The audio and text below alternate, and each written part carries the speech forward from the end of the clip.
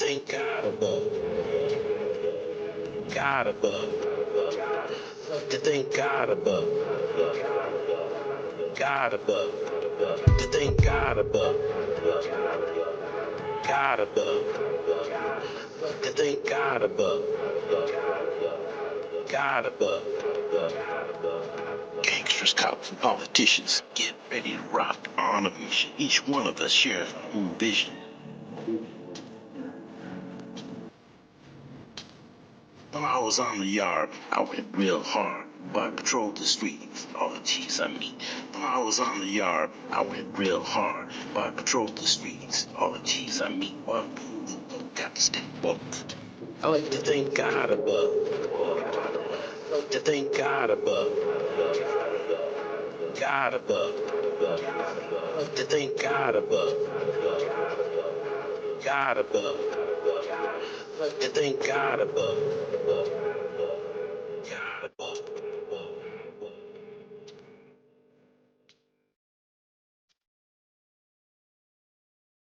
As you can see from this and past episodes, I put a lot of hard work into my books, classes, and videos. You may have also picked up that sometimes I've been critical of certain California Prison Gang Task Force members for the ways they treated me, but I've also given a lot of kudos to ones who treated me well and respected my knowledge. You should know that this behavior was not unique to the California Prison Gang Task Force. I noticed it among some members of the National Major Gang Task Force that I was a member of for many years. And sometimes staff at the Folsom Gang Squad also dogged me for sticking my nose in their business and said I didn't know what I was talking about. I looked at what I did as being proactive. I wasn't just going to sit there and watch stuff go down. I was very good at preventing violence, whereas they were often reactive to the violence. And even in a few instances, I highly suspect they instigated some of it. A similar contempt for my work occurred at Washington State, at the jail, and with other agencies. It is very hard for somebody like me to understand who is into networking and sharing information and tries to keep his ego in check. But it is a sad fact. Some gang investigators were very cliquish and resembled the gangs themselves with petty jealousies, egos, and fights over turf. But I can honestly state fairly, most individuals I dealt with were true professionals, and I'm glad to call them my friends, even in my old age. Unfortunately, some of my mentors, like Robert Moco Morel, have since passed away, and they are greatly missed. Hello, once again. I'm your program host, Gabe Morales. Just for your information, I grew up in the 1960s and 1970s in and around the High Point Project of West Seattle. This was one of the most violent areas of Seattle and still is relatively violent today, although it has improved with urban renewal. The Black Panthers had a breakfast program nearby and would look out for me and my little brother when we were kids. I was also influenced by the Brown Berets and other left-wing radicals as a young man. I've always been concerned about social justice and violence in minority communities, so for most of my life, I've tried to make improvements within the system. You can read more about my efforts in my new book, Ending Black and Brown Violence in America, where I cover such topics as slavery of Africans in this country, the Civil Rights Movement, 1960s riots, 1970s gang violence, the 1980s drug epidemic, growth of the prison system, criminal justice reform, the recent upsurge in urban violence, and understanding trauma and ending violence, especially in Black and Brown communities. In the late 1970s, a Black prisoners union formed within the Washington Department of Corrections.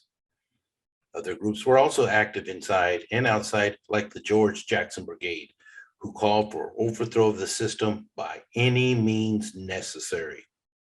My career in corrections spanned for over 30 years, but even before that, I encountered gang members, including my best friend who was a Crip from LA who moved up to Seattle in 1974.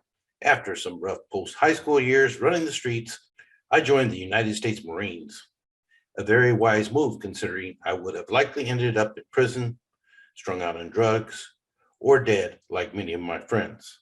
After that, I worked at the notorious Folsom Prison, working most of my time at Sacramento County State Prison, commonly known as New Folsom, where I encountered many members of the Black Guerrilla Family, as well as other Black gangs. After a half dozen years at Folsom, I worked at the King County Jail in Seattle for 24 years. While there were Crips and Bloods before I left Seattle in 1982, there were very few of them. But when I returned back in the early 1990s, the city was being bombarded by Crips and Bloods from LA, as well as gangster disciples out of Chicago. This was still during the crack cocaine epidemic. I was soon made the official gang liaison, working our classification unit for over 20 years, as well as being a gangs instructor at the Washington State Criminal Justice Training Center, which was the academy for most corrections and police agencies. One of the individuals I encountered back in 1987 on B Yard, New Folsom, was a BGF shot caller named Paul P.J. Jones from Oakland, who was close to BGF killer Hugo Yogi Pinnell. Jones had been locked up since the 1970s and was very angry at what he thought was me issuing him dirty sheets. So he attempted to assault me on the tier. I did not know about his sheets, but had he brought it up to me respectively, I would have gladly exchanged them. The crazy thing about this incident is the control officer let Jones out of his cell without my permission, putting me at risk. This was a high prison gang unit full of California's worst. I was shocked. Luckily, I was not hurt bad. The officer soon admitted he'd been pressured previously by Jones and other BGF to run their unit. I also encountered BGF member Angelo Mendez many years later at the King County Jail, and noticed he had both BGF and KUMI tattoos on his back, a very rare occurrence in my professional opinion. The differences of these two groups are described in my BGF book. By 1968, the Black family formed an alliance with the West Familia prison gang, and both developed revolutionary philosophies. Evidence of this is when the BGF wrote a revolutionary love poem to Nuestra Familia Mexicana leader Juan Valdez. And in another letter, they wrote to NF shot caller Robert Daira Medina, ending the missive with "Death to all fascist pigs," meaning the officers. The Black family communicated often with revolutionary organizations out on the street, and individuals who sympathized with those organizations came and visited them in prison and jail. One such group was the Black Panther Party. Apprentice Bunchy Carter was a former Renegades gang member from Slauson who became a Los Angeles Black Panther Party leader. He was killed on the University of California at Los Angeles, UCLA campus by Ron Karenga's rival United Slaves in January 1969 over a fight about who would run the Afro-American Studies Center. Bunchy's little brother, Kenneth Fatih Carter, eventually became a BGF leader in prison, attaining the rank of Supreme Commander.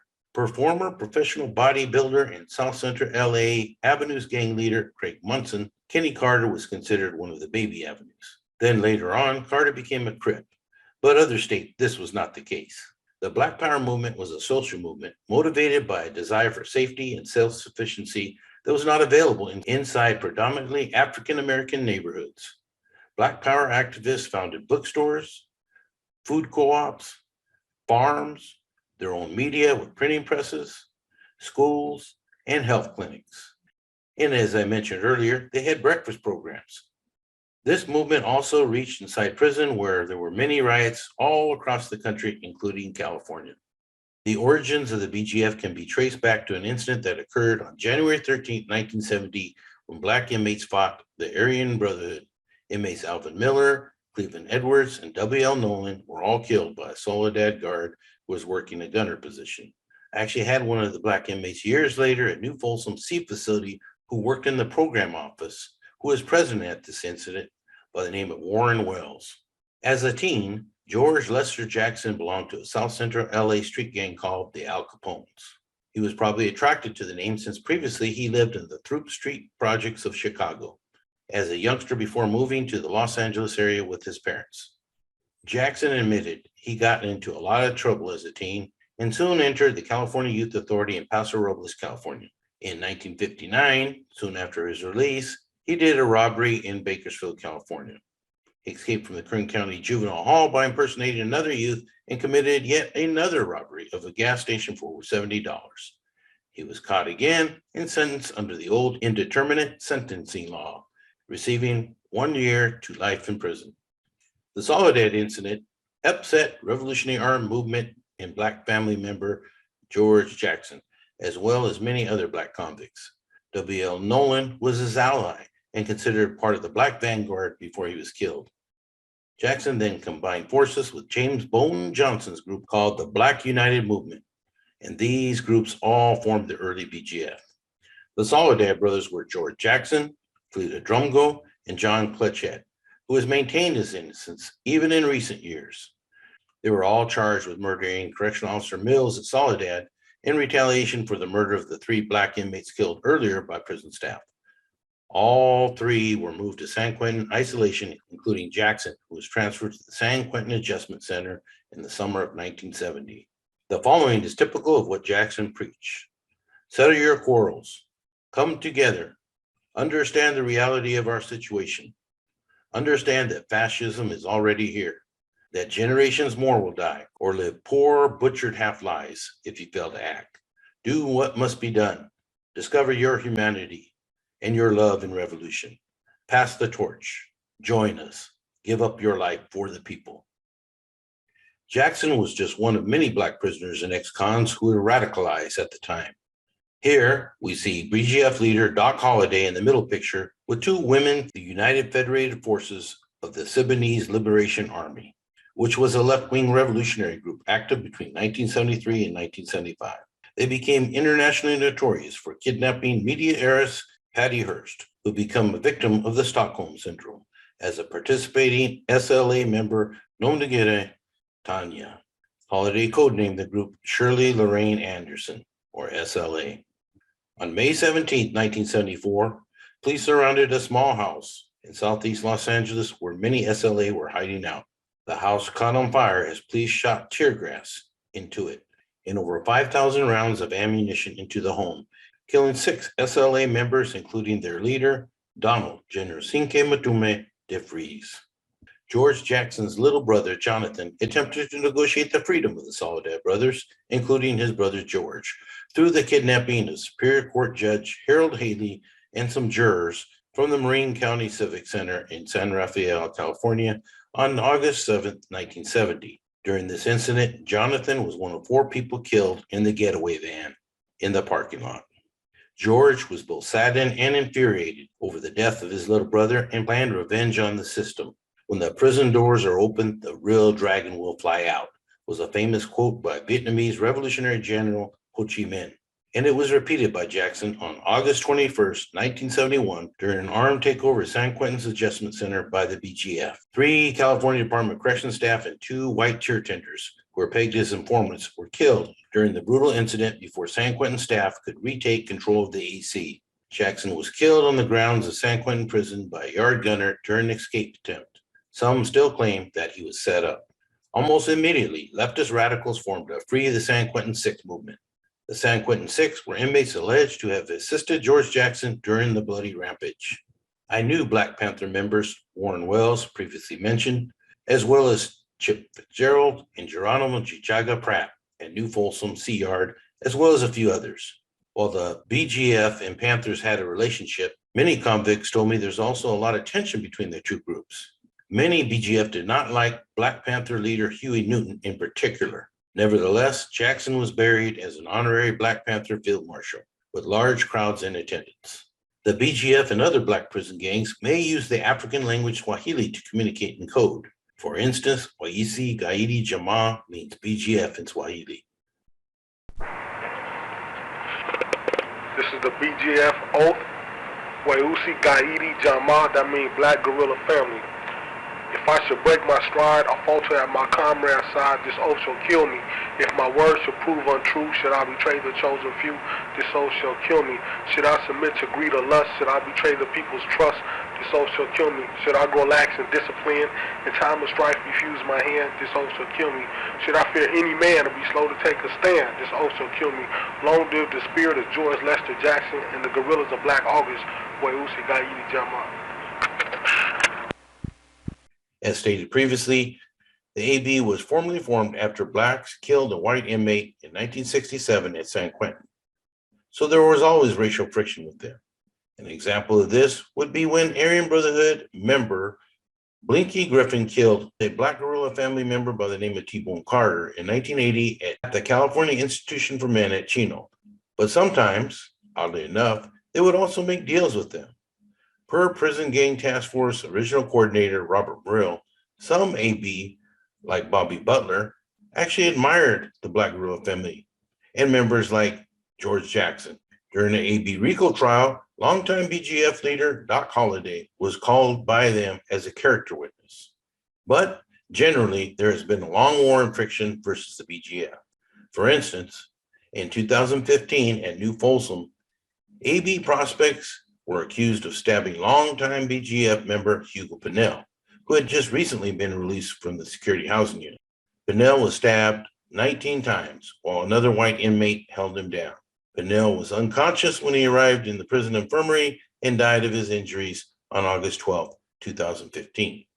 Pinnell was a major player in the Black August 1971 massacre of staff at San Quentin's Adjustment Center and had been wanted by the AB for years for assaults and insults to them. Black August is still promoted every year to commemorate the deaths of Jonathan Jackson in August 1970, George in August 1971, as well as BGF Jeffrey Katari Galden, who died in custody on August 1st, 1978, after a football game head injury and after allegations by the BGF members that he was denied proper medical treatment. Black August Resistance, or the BAR, was first organized by BGF General Ernest Suja Mud Grant and supported by other BGF. While I worked in the California Department of Corrections, I recall staff were always on higher alert every August, but many times the month passed without any major incident. Sergeant Hal Birchfield was murdered by a convict, allegedly acting on orders of the BGF while he was on duty at San Quentin Prison on June 8, 1985. Due to numerous assaults on staff by BGF hands or by their orders, it brought a lot of heat on them. There are also many BGF who were dissatisfied with some of their leaders, like Ricky Bonville at Folsom Prison, who was a known drug user while telling other members not to use drugs. Thus, many younger Blacks preferred to click up as Crips, Bloods, or 415 out of the Bay Area, as this former CDC gang investigator explains. BGF, Black Guerrilla Family, when I was working at Soledad back in the late 80s, one particular incident took place right after I came on. It was before, about a couple of years before, and the BGF did take out one of our sergeants at that time. Of course, I said 2 years later, I come in. Of course, you hear the stories and everything. Still back then, the BGF weren't out there. You know, they weren't out there big time like the NF and the AB and all that. They were just quiet. You know, they intermixed with the Crips, you know, the Bloods or whatever. I mean, they were friends with it. When I got to another prison, we had a few BGF. I talked to them, never did anything. They were just quiet, except for a group that was coming about, and they came about, and I was there for about, in that one prison, KUMI Nation. And they started basically taking some direction, probably learning, from the BGF. So they did cause assaults. They did muscle up. They were youngsters though, kind of like what Gabe, as we talked about the ABs and teaching these young NLR guys, and basically that was the deal with the KUMI. They were allowed to wear their colors, back then, the colors of Africa, the flags and all this kind of stuff, the necklaces and everything. And, you could see them, you could see them about. They did control some of the R, as far as segregating that kind of thing. So, but as far as the BGF themselves, they never muscled up. When you knew the riots were going to start, yeah, the blacks are over here, the whites are over here, that type of thing. And BGF wouldn't say they were obsolete. They're never going to be obsolete. There's always going to be somebody out there. But the KUMI was the most strong in our prison, along with Crips. That's how it was there. I can vouch for a lot of what you say, because we had, of course, Mousy Brown, the founder of the KUMI there at Folsom, and I also had his right-hand man, Antoine Green, on my yard. He was a yard worker. Yeah, I'm pretty sure he was out there, checking out shanks and hiding contraband. And one thing I noticed about the KUMI, and we called them 415 Bay Area back then, but they were KUMI, they're undercover KUMI basically, is they were quieter than the Crips and Bloods, but they were bringing in a lot of the drugs through the conjugal visits in particular. So yeah, they definitely had Folsom and New Folsom. KUMI had a big influence on the activities out on the yard. Most early KUMI were from the Bay Area, especially around Oakland, California, where they still have an influence on the street and in prison today. 276 is code for the Black Guerrilla family by using the alphabet. 2 equals B, 7 equals G, and 6 equals F, or BGF. Some other symbols of the BGF may include a dragon with a correctional officer or prison tower in its grips, as well as broken chains over Africa depicting freedom and armed struggle, or a rifle and a machete crossed with the letters BGF. The silverback gorilla represents one of the most dominant and feared animals of the jungles of Africa. They are considered pack leaders. Therefore, BGF members may use it as a symbol for the gang, representing older BGF leadership and as a sign of strength. A revolutionary faction of the BGF created the New Man, New Woman Manifesto, which was documented by the FBI in 1982. NARN, or New African Revolutionary Nationalism, organized around 1986 as a way to take the heat off some of the BGF and to distance itself from the criminal money faction led by James Doc Holliday and El Raider Browning, both of whom spread the BGF within the federal BOP. Over the years, the BGF has expanded in the federal system and into the state of Maryland and out on the street, where on the East Coast, they operate more like a street gang, as well as operate in jails and prisons. The structure of the BGF has historically included a supreme commander, 2 generals, several captains, and lieutenants. Sidiwa Dewberry signed off on an end of hostilities agreement with validated Aryan Brotherhood member Todd Asker, Mexican Mafia shot caller Arturo Tablas Castellanos, and Nuestra Familia General Antonio Chucuguillan in 2012 after months-long hunger strikes to protest conditions in the security housing units. This resulted in a lawsuit and numerous changes within the CDC system. Self-described Black racial class members Paul Mumered, James Baridi Williamson, and Luis Sani Paul all co-signed the agreement for the BGF. Red was freed from prison recently, and the goal of the group is to free all of their comrades from the belly of the beast and to continue to defy the prison crats. I hope you enjoyed this program and learned from it. My book has a lot more information on the BGF and other Black groups in prison. Please consider buying it. Partial proceeds go directly to programs that deter our youth, especially Black and brown youth, from entering into the prison pipeline. Thank you and stay safe.